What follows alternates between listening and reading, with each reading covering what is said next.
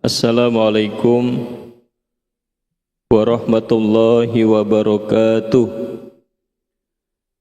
Alhamdulillahi rabbil alamin.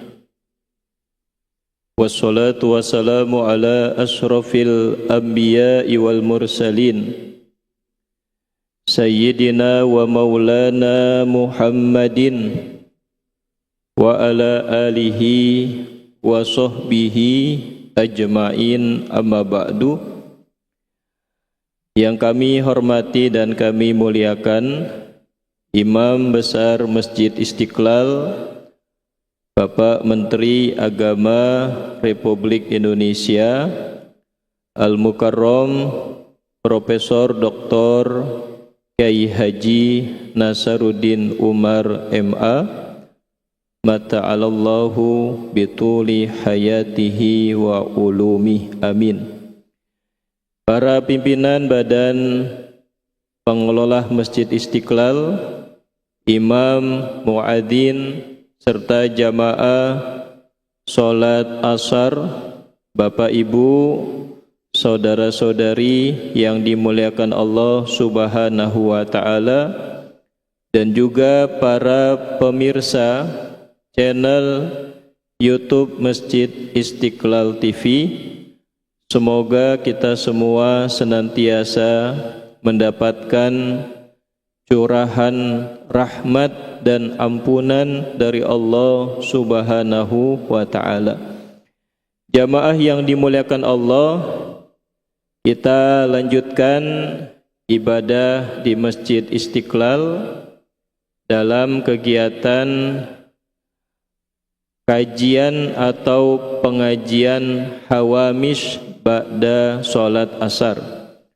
Kami akan membacakan kitab yang berjudul Ad-Da'watut Tammah wa Tadhkiratul Ammah, karangan Al-Habib As-Sayyid Abdullah bin Alawi Al-Haddad. Al-Fatiha ila ruhi Al-Habib Abdullah bin Alawi Al-Haddad. Al-Fatiha. A'udzu billahi minasyaitonir rajim. Bismillahirrahmanirrahim. Alhamdulillahi rabbil alamin, arrahmanir rahim, maliki yaumiddin. Iyyaka na'budu wa iyyaka nasta'in. Ihdinas siratal mustaqim. Shiratal ladzina an'amta 'alaihim ghairil maghdubi 'alaihim waladdallin. Amin. Bapak Ibu jamaah yang dimuliakan Allah, marilah kita awali dengan berdoa memohon kepada Allah Subhanahu wa ta'ala agar dikaruniai ilmu yang bermanfaat. Bismillahirrahmanirrahim. Silakan bisa diikuti. Allahumma rzuqna fahman nabiyyin wa hifzal mursalin wa ilhamal malaikatil muqarrabin birahmatika ya arhamar rahimin. Bismillahirrahmanirrahim. Di halaman 16, tema kajian kitab ini adalah dilarang menyembunyikan ilmu. Dilarang menyembunyikan ilmu. Wa qala Rasulullah sallallahu alaihi wasallam, man su'ila an ilmin fakatamahu aljamahullahu yaumal qiyamati bilijamin min narin. Dan telah bersabda Rasulullah sallallahu alaihi wasallam, barang siapa ditanya tentang ilmu lalu ia menyembunyikannya, tidak mau memberitahu ilmu tersebut, maka Allah akan memasangkan pada orang itu tali kendali dari api pada hari kiamat. Lalu dijelaskan oleh Al-Habib Abdullah bin Alawi Al-Haddad, wa qala al-muallifu rahimahullahu ta'ala wa nafa'ana bihi wa bi umurihi fid daraini amin. Beliau menjelaskan, was-su'alu bilisani al-maqali zahirun jaliyun wa la ya'budu an yakuna as-su'alu bilisanil hali mislu au qariban minhu wa qad qila lisanul hal absahu min lisanil maqal. Terjemahnya, dan pertanyaan dengan lisan perkataan itu adalah hal yang tampak jelas lagi terang, namun tidak jauh kalau keadaan pertanyaan dengan lisan sikap itu sama seperti pertanyaan dengan lisan perkataan atau mendekati perkataan lisan tersebut. Dan sungguh telah dikatakan, lisan sikap lebih fasih daripada lisan ucapan. Jamaah yang dimuliakan Allah Subhanahu wa ta'ala, tadi kami sudah membaca satu hadis. Kalau kita membaca Al-Quran, maka Allah akan turunkan rahmat pada tempat tersebut. Jadi sekarang sudah banyak sekolah-sekolah tahfiz Quran, ya. Maka sekolah-sekolah yang di dalamnya ada kegiatan menghafal Quran, kegiatan murojaah, kegiatan lebih banyak menghafal, maka Allah akan turunkan rahmat kepada tempat tersebut. Jadi kalau kita bapak ibu punya anaknya 5 nih, yang satu sekolahnya bilingual, bahasa Inggris sama bahasa Cina, ya. Oh nggak bahasa Arab Pak Ustadz, udah kebanyakan bahasa Inggris bahasa Arab. Sekarang bahasa Inggris bahasa Cina, itu anak kita yang satu. Yang satu anak kita disekolahin sekolah bola Pak, nah, anak kita cowok. Yang satu lagi disekolahin khusus media sosial, komputer dan segalanya. Sudah 3. Anak kita ceritanya 5. Yang satu lagi disekolahin ekonomi. Sudah 4. Yang akhiratnya mana Bu? Nah, yang akhiratnya ada satu anak kita dimasukkan sekolah khusus menghafal Al-Quran. Jadi nanti ketika 5-nya sudah sukses, ya, ketika 5 orang itu sudah sukses, jadi keempat saudaranya itu ada tempat bertanya, yaitu saudaranya yang setiap waktu menghafal Quran. Otomatis kalau dia menghafal Quran, dia pasti belajar fikih, dia pasti belajar tauhid, dia pasti belajar bahasa Arab, dia pasti belajar sejarah Islam, dan semua lingkup agama dia pelajari. Maka ketika 5-5-nya sudah sukses, itu yang satu jadi sandaran agama buat saudara-saudaranya. Ya Bu, Pak. Jadi anak sukses itu tidak semuanya orientasinya dunia, tetapi ada juga orang yang orientasinya akhirat. Jadi kalau dulu program Presiden Bapak SBY, dulu satu keluarga satu sarjana. Ya dulu kalau zamannya Pak Presiden Soeharto, wajib pendidikan 9 tahun. Nah kalau Bapak SBY itu satu keluarga satu sarjana. Nah sekarang kita coba satu keluarga satu penghafal Quran. Ya Bu, jangan baca Yasin aja Bu, baca Yasin, Al-Waqi'ah, Ar-Rahman, ya udah yang kita hafal itu saja. Tapi ketika anak kita menghafal Quran, ya karena kesehariannya murojaah terus Al-Quran, kesehariannya ya megang Quran, kesehariannya ya selalu berinteraksi dengan Al-Quran, maka ketika dia di rumah itu insya Allah bisa menyejukkan diri kita. Nanti di akhirat orang-orang yang senantiasa di dunia selalu berinteraksi dengan Al-Quran, ya tadi ayatnya tidak kami baca, maka nanti di akhirat anak tersebut berhak memberikan mahkota untuk orang tuanya. Ya Pak, Bapak kalau di dunia nggak punya mahkota, ya Bu, Ibu di dunia nggak punya mahkota,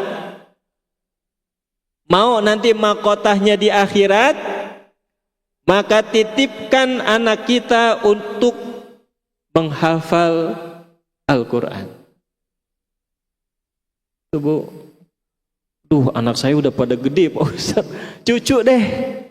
Pokoknya zuriyah keturunan kita yang senantiasa berinteraksi dengan Al-Quran, maka dia nanti akan memberikan mahkota untuk orang tuanya di hari kiamat.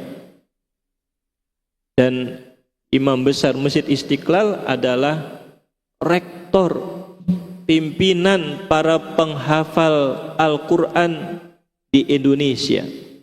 Perguruan tinggi ilmu Quran, semua mahasiswanya adalah penghafal Al-Quran, dan itu bisa menjadi contoh untuk kita yang masih pada muda. Dulu masyarakat kita mencontoh, pengen kayak anaknya kayak Bapak Profesor Dr. Baharudin Yusuf Habibi, B.J. Habibie, karena bisa menciptakan pesawat. Boleh seperti itu, tetapi kita tambahkan lagi orientasi kita selanjutnya, agar nanti di antara anak kita ada yang memberikan mahkota kepada kita di hari kiamat. Mahkota harganya berapa Bu? Mahal. Maka ketika kita mendaftarkan anak khusus untuk menghafal Quran, biayanya mahal, itu diniatkan untuk investasi akhirat kita. Ini motivasi buat kita bersama, bahwa indahnya, bahagianya dalam keluarga itu ada yang selalu senantiasa bermurojaah membaca Al-Quran. Dan para imam Masjid Istiqlal adalah para penghafal Quran. Kalau ibu ingin, bapak ingin timbul kecintaan kepada Al-Quran, selesai sholat berjamaah, buru-buru cium tangan sama imam Masjid Istiqlal, biar ada cinta kepada Al-Quran, karena mereka adalah para penghafal Al-Quran.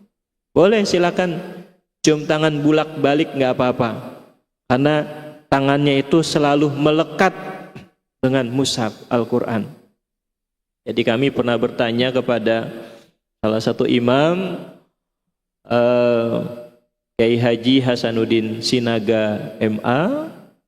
Saya tanya, bagaimana Pak Ustadz cara mempertahankan hafalannya?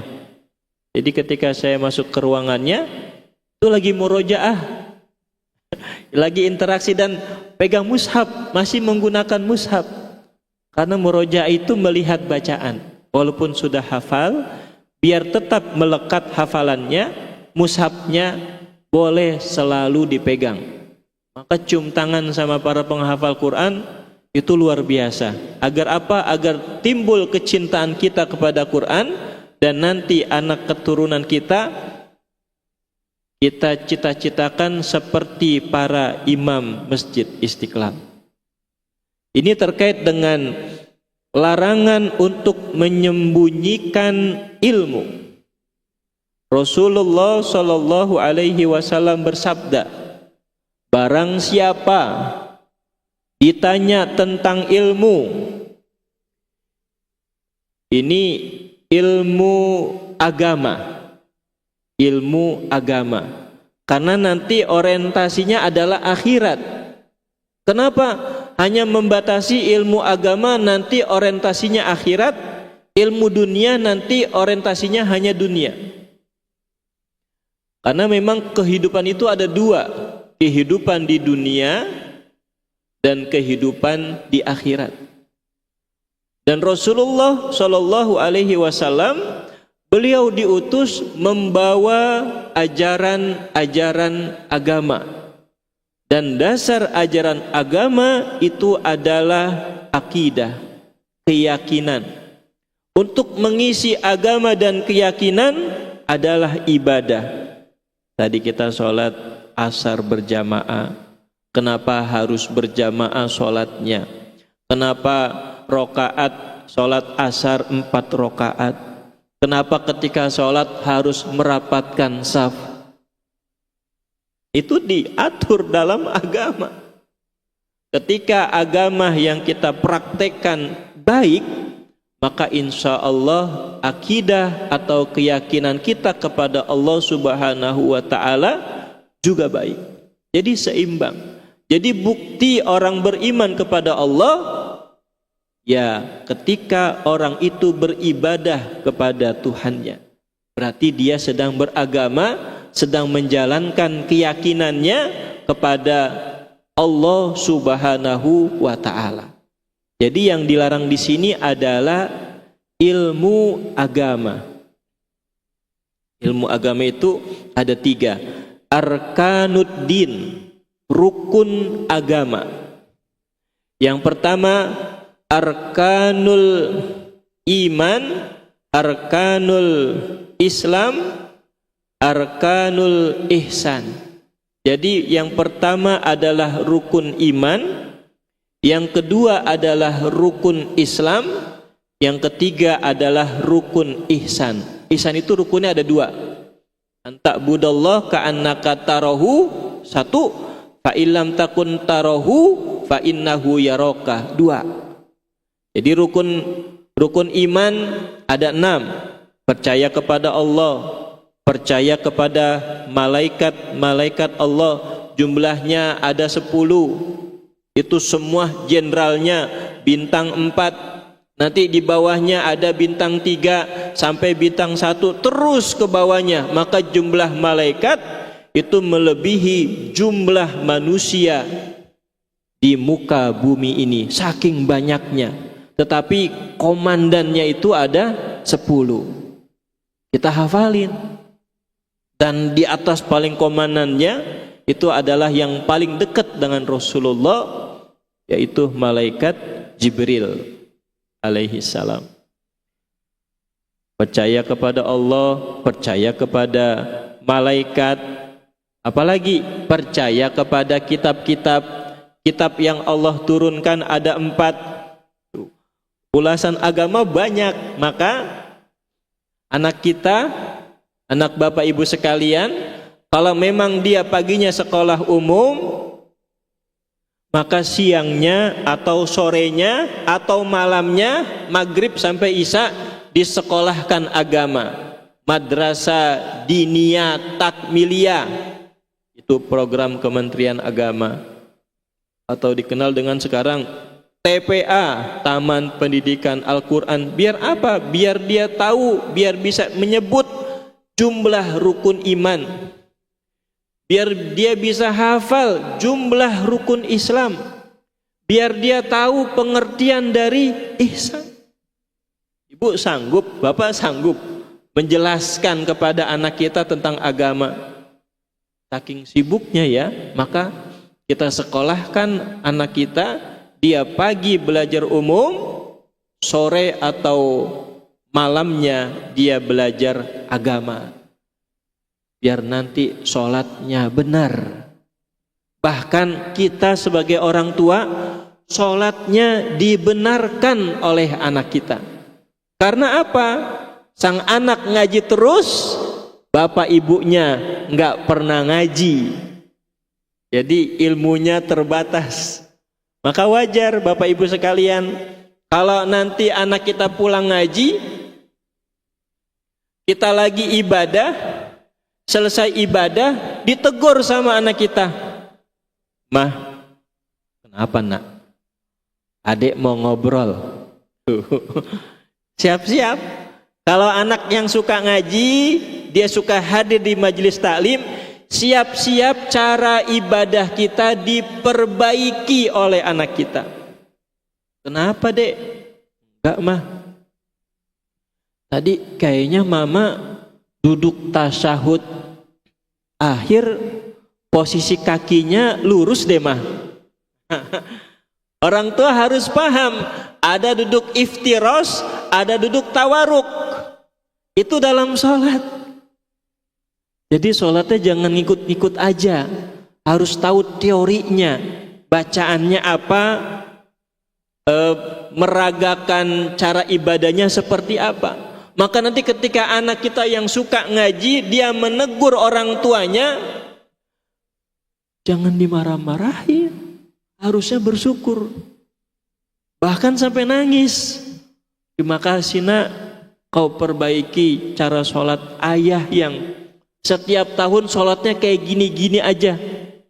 Terima kasih dek, kamu perbaiki sholat ibu yang setiap tahun sholatnya gini-gini aja. Karena apa? Orang tuanya, ayahnya, ibunya gak pernah hadir di majelis taklim. Jadi wajar kalau anak kita memperbaiki cara ibadah kita, harusnya berterima kasih dan memberikan support. Kamu tadi ngaji pakai apa nak? Digoncengin sama temen, berarti nggak punya motor.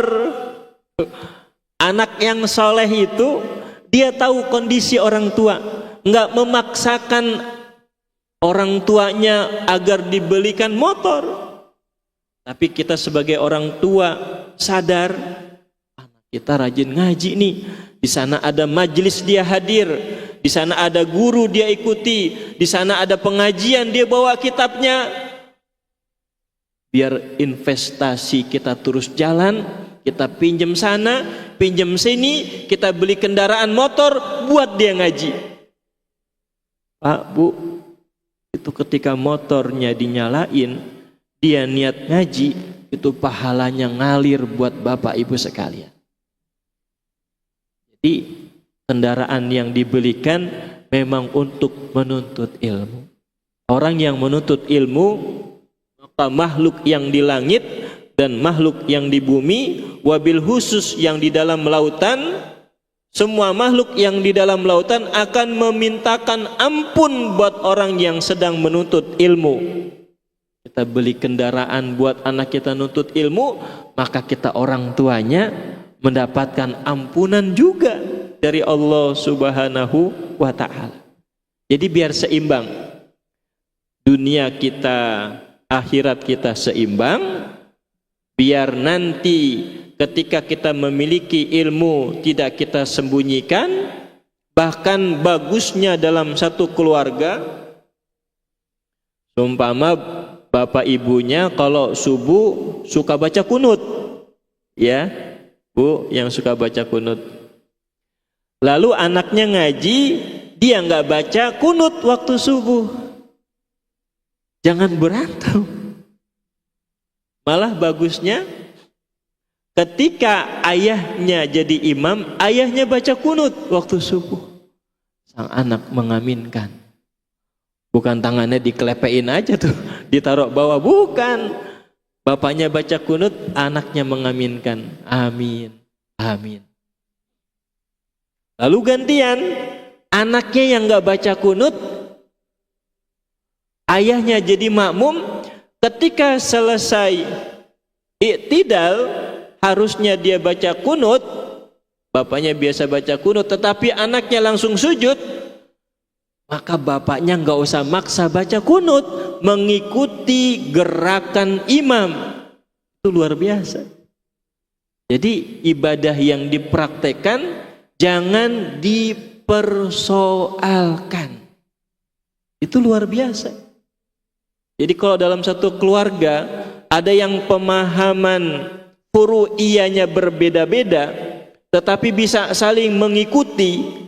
Bahkan selesai sholat berjamaah, dia baca doa bersama-sama dan ada diskusi dalam keluarga. Ini waktu yang sangat mahal. Orang tua sama anak bisa bercengkrama, bahkan membicarakan masalah agama. Ini jarang. Bapaknya sibuk dengan kerjaan, ibunya sibuk dengan catatan-catatan, anaknya sibuk dengan media sosial. Kapan waktu bercengkrama dengan keluarga? Maka momen sholat jamaah, walaupun anaknya nggak baca kunut, ibunya baca kunut atau bapaknya baca kunut, tetap ada hubungan komunikasi yang baik. Ya kita berbicara yang furu'iyah saja, dan ini yang banyak dipermasalahkan di masyarakat. Tapi ketika kita paham, mengetahui hukum-hukum furu'iyah tersebut, sunnah-sunnah tersebut, no problem, tidak apa-apa. Ketika ditanya sama ayah, nak, kenapa kamu subuhnya nggak pakai kunut, nak? Ayah pakai kunut. Bapaknya harus bisa menjelaskan hadis-hadis tentang kunut, harus bisa menjelaskan cara imam melaksanakan syariat sholat subuh seperti apa. Itu luar biasa. Bisa ada diskusi antara ayah sama anak terkait dengan ibadah. Itu menjadi luasnya cakrawala keislaman antara ayah, ibu dan anaknya. Bukan saling bertengkar, hanya permasalahan yang furu'iyah. Ya, Bapak Ibu sekalian. Jadi ketika kita memiliki ilmu, ilmu itu jangan disimpan. Ilmu itu seperti makanan. Ketika makanan itu kita simpan, buat besok aja katanya. Habis itu buat besok lagi, terus sampai 1 minggu, 1 bulan, makanan itu jadi busuk. Makanan itu enggak bermanfaat. Maka ketika kita nih hari ini ngajinya tentang larangan menyembunyikan ilmu. Maka ketika kita sampai rumah, kita tahu cara tata ibadah. Contohnya puasa sunnah deh Pak, puasa sunnah Senin. Lalu istri kita nanya, padahal kita tahu cara niatnya kayak gimana, praktek puasanya seperti apa. Istri nanya, ya Mama besok Senin mau puasa nih, Ayah tahu niatnya enggak? Ayah tahu tapi ayah enggak mau kasih tahu. Ini namanya bapak tersesat karena enggak mau ngasih tahu istrinya yang sedang bertanya. Kalau bisa Pak, kalau istri bapak karena dulu mungkin sekolah umum enggak madrasah, bapak tulisin Pak. Nawaitu sauma ghadin yaumul isnaini sunnatan lillahi ta'ala. Tulis tuh pakai huruf Indonesia. Pakai tulisan Indonesia aja. Belum bisa baca bahasa Arabnya, tulis pakai bahasa Indonesia. Niatin dalam hati mah, ini niatnya mama baca, niatan dalam hati. Besok habis sholat subuh mama enggak minum, mama enggak makan, mama niat puasa, langsung hari itu status mama sedang melaksanakan puasa hari Senin.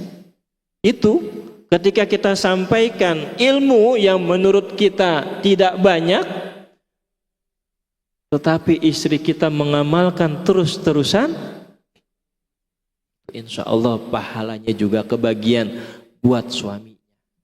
Jadi di sini sabda Rasulullah Shallallahu Alaihi Wasallam adalah larangan menyembunyikan ilmu, dan salah satu sifat Rasulullah Shallallahu Alaihi Wasallam yakni tabligh, yaitu menyampaikan. Jadi setiap Rasulullah mendapatkan firman dari Allah Subhanahu wa taala, beliau sampaikan kepada keluarganya, beliau sampaikan kepada para sahabatnya. Ketika sahabatnya tidak memahami ayat tersebut, lalu sahabat bertanya, Rasulullah tidak langsung menjawab, tetapi Rasulullah menunggu lagi wahyu-wahyu yang turun menjelaskan ayat-ayat tersebut. Jadi Rasulullah ketika mendapatkan wahyu langsung disampaikan kepada para sahabat. Artinya interaksi Rasulullah Shallallahu Alaihi Wasallam itu mobile, selalu bersama para sahabat. Bahkan ada salah satu sahabat beliau yang selalu mendampingi adalah Sayyidina, kita panggil Sayyidina, adalah Tuan Abu Hurairah. Itu sahabat Rasulullah yang suka menghafal perkataan-perkataan Rasulullah Shallallahu Alaihi Wasallam. Jadi Rasulullah tidak menyembunyikan. Yang Rasulullah dapatkan firman-firman Allah disampaikan kepada para sahabat. Ini seperti, jadi ketika ilmu yang kita dapatkan kita langsung sampaikan, itu terasa manfaatnya. Ini seperti harta. Harta yang kita dapatkan, kalau harta tersebut disimpan, didepositokan, bahkan dibungakan, tapi tidak dikeluarkan kepada hak yang berhak menerimanya, maka harta itu akan menjadi kotor karena tidak dikeluarkan zakatnya. Maka zakat itu adalah pembersih harta yang kita miliki. Maka ilmu agar menjadi bersih, ketika kita mendapatkan ilmu, maka ilmu itu harus kita sampaikan kepada orang-orang yang ada di sekitar kita, terutama yang bertanya atau ingin belajar kepada kita. Ya, saya terakhir saya kasih contoh. Bapak Ibu sekalian, saya kasih contoh, ibu bapak mungkin punya pengalaman atau punya anak didik, dia itu lulusannya S1, sarjana pendidikan Islam, mau kerja, nanya sama ibu, Bu, saya mau kerja nih, tolong cariin kerjaan dong. Ibu tanya sama anak tersebut, bapak tanya sama anak tersebut, bisa apa kau nak? Saya bisa ngaji, Bu. Saya bisa mengajarkan huruf hijaiyah. Saya tahu cara metode membaca Al-Quran dengan metode tilawati atau kiroati. Kalau orang itu ada di depan saya suruh ngajar, Pak. Karena ilmu itu sangat dibutuhkan oleh masyarakat. Ya. Jadi ada baca tulis BTQ, baca tulis Quran. Itu sangat dibutuhkan di masyarakat kita. Jarang orang yang bisa membaca Quran. Jadi nggak usah kerja. Yang pada lulusan-lulusan agama privat aja. Caranya gimana? Harus banyak kenal orang. Selesai sholat maghrib di masyarakat ngobrol sama bapak-bapak. Ya kalau kita yang masih lulusan yang belum dapat kerja nih harus banyak koneksi. Koneksi itu adalah hubungan. Hubungan yang baik caranya selesai sholat maghrib jamaah ikut zikir. Lalu biasanya bapak-bapak mojok sebentar tuh kita ikut ngobrol di situ. Kan ditanyain. Gimana dek? Saya tinggal di belakang masjid ini Pak, 2 rumah dari sini. Oh anak kamu, anak siapa kamu? Saya anak si Fulan. Itu udah ditanya tuh. Besok kita sholat lagi. Ditanya lagi, kamu lulusan dari mana? Kalau kita jelasin kita sarjana pendidikan, kita bisa ngaji, bisa. Saya yakin 1 bulan lagi bisa diangkat jadi imam masjid di situ. Karena yang imamin orang tua semuanya. Itu koneksi namanya. Jadi nggak perlu ngelamar-ngelamar kerja yang bukan jurusannya. Padahal kita sudah punya kemampuan, yang terpenting adalah koneksi kita, hubungan dengan orang lain. Maka salah satu faedah sholat berjamaah, terutama di lingkungan kita masing-masing, kita jadi kenal banyak orang. Oh, bapak itu mah udah pensiun, nggak usah dilihat pensiunnya, tapi dilihat adalah bapak itu kenal siapa. Ternyata bapak itu ketua masjid, bapak itu lagi cari imam, bingung cara nyari imamnya. Gara-gara kita sering ngobrol, ditanya-tanya, dan kita punya kemampuan, ditanya langsung, siap nggak dek jadi imam di sini? Jawabnya harus siap, insya Allah saya bisa.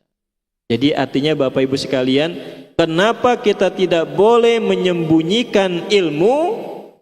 Yang pertama, agar ilmu yang kita miliki bisa bermanfaat untuk orang lain. Yang kedua, kenapa kita tidak boleh menyembunyikan ilmu?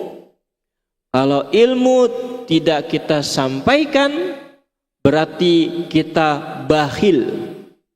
Ada bakhil harta, ada bakhil ilmu. Lah kalau di sekolah ini lagi ujian nih, terusnya ada temen ketika ngisi ujian diumpetin, kita mau ngeliat nggak boleh.